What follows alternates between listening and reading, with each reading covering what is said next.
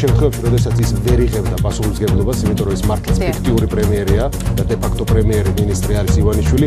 რას ფიქრობს ირაკლი ალასანია პრემიერ ღარიბაშვილზე, რომელიც მისი თქმით არის ფიქტიური პრემიერი და ის ვერ იღებს მნიშვნელოვან გადაწყვეტილებებს? და რას ფიქრობს ყოფილი პრემიერ ივანიშვილზე, რომელიც მისი აზრით არის დე ფაქტო პრემიერი? ყველაზე ცუდი რაც იყო წინა ხელისუფლებისას, რა პრობლემებიც ხდებოდა და რისი შეცვლაც მინდოდა, იგივე გადმოიტანა და გააგრძელა ბიძინა ივანიშვილმა. შედგება თუ არა ალასანია ივანიშვილის დებატები და რა არგუმენტებით დაუპირისპირდება ალასანია მის ყოფილ თანაგუნდელებს? როგორ აპირებს ალასანია 2016 წელს ხელისუფლებაში მოსვლას და ქართული ოცნების ჩანაცვლებას? შედგება თუ არა ალასანია მარგველაშვილის კოალიცია წინასაარჩევნოდ?